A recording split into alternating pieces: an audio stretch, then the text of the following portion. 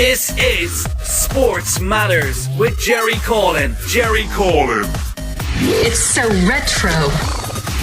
We cover all the biggest sports on the planet. MMA, boxing, snooker, football, darts, you name it, and we cover it.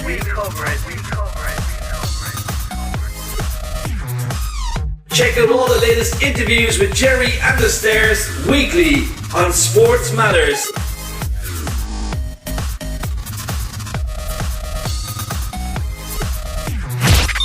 Now listen up.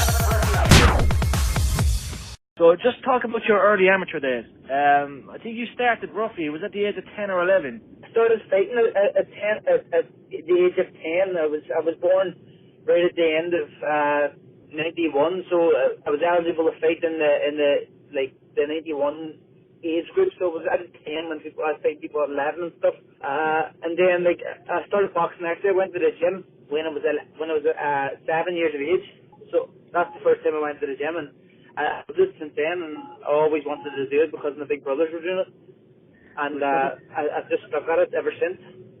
And your brother's doing quite well at the moment. In fairness to me, his last fight was fairly epic. He's always getting into the last few fights now. His last 3 of his last 4, I think he's getting into wars. People really know about the last kind of 2, but there was one before in Belfast as well, which was kind of the start, a taster of what was to come. And I hate watching him fighting because I know he's 100 times better than what he shows when he actually does go fight. So it's hard to watch for me because I don't like seeing him getting hurt. And he is getting hurt. He's putting his heart on the line every time because he knows he has a huge heart and a huge set of cojones that they can just keep going, and he'll keep getting up, but he'll get hurt at the same time. And he's putting his heart out there for the whole world to see. So it's great for a general fan to watch, but for me, it's not the bad. I don't really like it, no. Jamie's an absolute brawler. Like, I remember the last fight there, it's just, even I was kind of like, I was like, wow, it was crazy. He puts everything on the line, as you say, I don't know why he does it, because he has an amazing boxing ability and a great boxing brain. I've trained with him for years. I know how good he can be. Technically, he can be very, very good, and he does it all in training camp. In training camp when he spars guys, he'd never get to the ring, and I think that just kind of goes out the window, and he just goes all out, non-stop forward. Maybe he might listen to you. He might listen to you in the near future. Like he might use that boxing brain. Because as you said, he likes to brawl, but there's no need because he's gifted all around. Yeah. Just about just.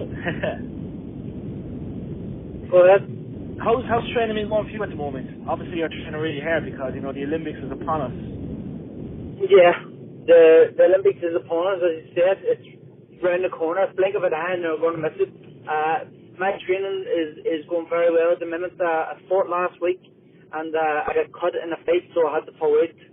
And it was a bit unfortunate because I was looking to get some rounds in for before the games. Like some more ring rounds, and I didn't get them. But nothing's going to stop me this time. Training's going perfect. My preparation in the gym is second to none. We've got Zora and my father, John Conlan, and the two best coaches I've worked under.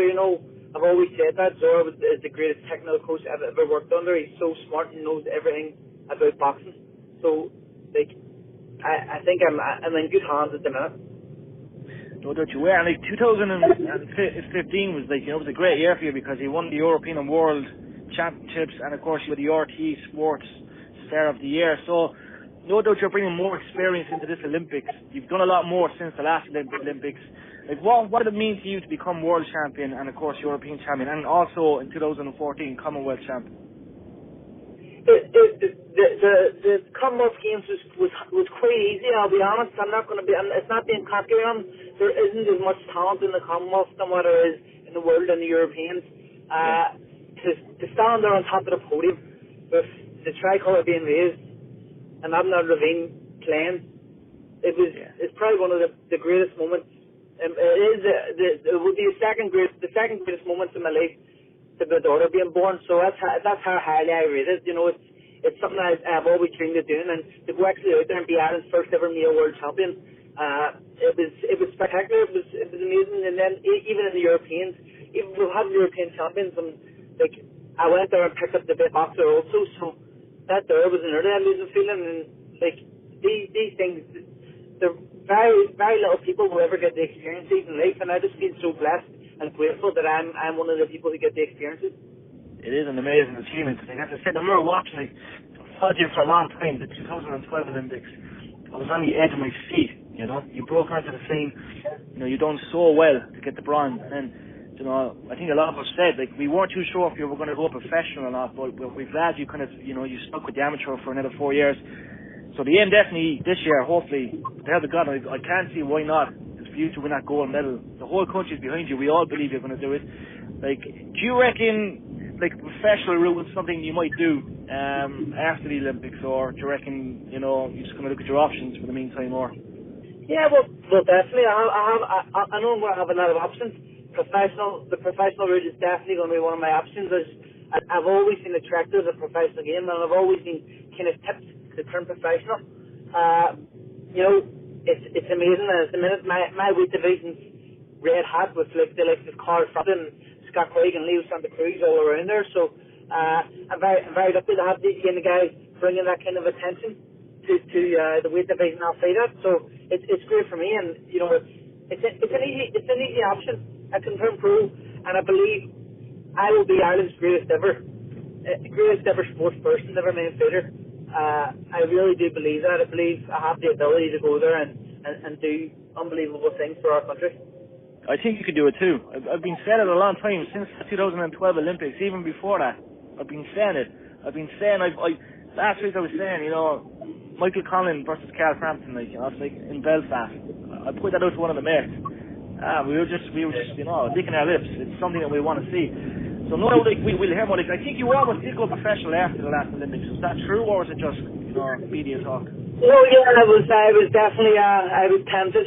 I've always been tempted, and I've always tempted to go professional, because it's such a lure. It's such a lure, and such publicity around it. You want to be involved in that. Like, I'm fighting in arenas which are half empty most of the time, maybe empty most of the time, and you're fighting against world class opponents, and you're not getting the credit you deserve. So even if half of the time people are saying losing spoons, I would say. So just in regards to, obviously, the amateur scene, it's taken off as always in Ireland. What advice can you give to all the young boxers up and coming that want to follow in your footsteps? What advice could you give them? I think just try to be dedicated to the sport as much as you can.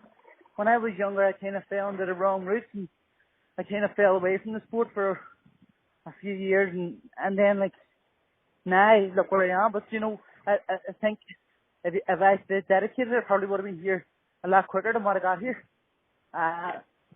Always believe in your ability, and no matter what no one says, dream as big as you can, because you can always reach the highest goals, no matter if you're from Ireland or not.